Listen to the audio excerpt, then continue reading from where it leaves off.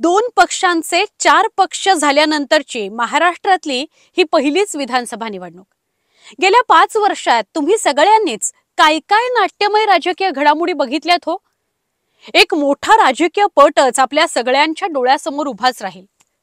यावेळी महायुती म्हणून भाजप, शिवसेना शिंदे, राष्ट्रवादी काँग्रेस अजित पवार गट विरुद्ध महाविकास आघाडी म्हणून काँग्रेस, उबाठा गट आणि राष्ट्रवादी काँग्रेस शरद पवार गट यांच्यात मुख्य लढत आपण बघतोय।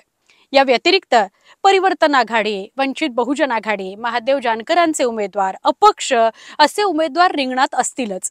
आणि मनोज जरांगे फॅक्टर काय करतो हाही विषय वेगळाच आहे। या सगळ्यात बारामती विधानसभा मतदारसंघाने सगळ्यांचंच लक्ष वेधून घेतलंय।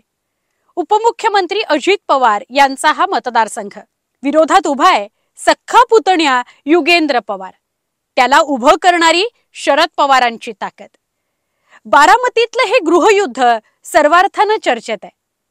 शरद पवारांचा नाद करायचा नाही, त्यांचं वय काढायचं नाही, याकरता ते स्वतः आणि त्यांचं पूर्ण कुटुंब पेटूनच उठलंय। तर अजित पवारांकरता ही फक्त मतदारसंघ जपण्याची लढाई नाही बर का, तर राजकीय अस्तित्वाची ही लढाई आहे। त्यांनी 2.5 वर्षांपूर्वी घेतलेल्या निर्णयाला जनतेचं समर्थन आहे का याची लढाई आहे। अजित पवारांची ही पहिलीच लढत असावी जेव्हा शरद पवार, काकी प्रतिभा पवार, सख्खा भाऊ श्रीनिवास पवार, बहीण सुप्रिया सुळे, पुतणे रोहित पवार आणि युगेंद्र पवार हे अख्खं कुटुंबच त्यांच्या विरोधात आहे, त्यांना पाडण्याकरता प्रचार करताय।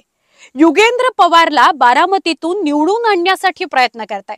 विशेष म्हणजे यावेळी पवारांच्या घरातल्या 3 पिढ्यांची महिला ब्रिगेड प्रचारात सक्रिय उतरलेली आपण सगळ्यांनी पाहिली।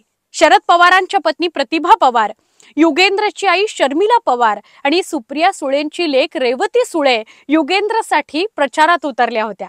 शरद पवार काय किंवा अजित पवारांसाठी अभावानेच प्रचारात उतरलेल्या प्रतिभा पवार यावेळी मात्र युगेंद्रच्या प्रचारासाठी बारामतीतल्या अनेक भागात आपण फिरलेल्या पाहिल्या।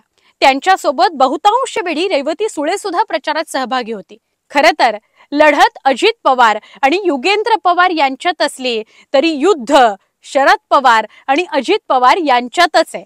आणि या युद्धात अख्खं पवार कुटुंब अजित पवारांविरोधात उभं ठाकलंय। दुसरीकडे अजित पवारांनी सुद्धा समोरून येणारे वार परतवण्याकरता कधी स्वभावानुसार कठोर रोखठोक, कधी भावनिक, कधी चूक कबूल करणं, कधी नात्यांचा हवाला देणं अशी भाषा करून पीच सावरून धरण्याचा प्रयत्न केलाय।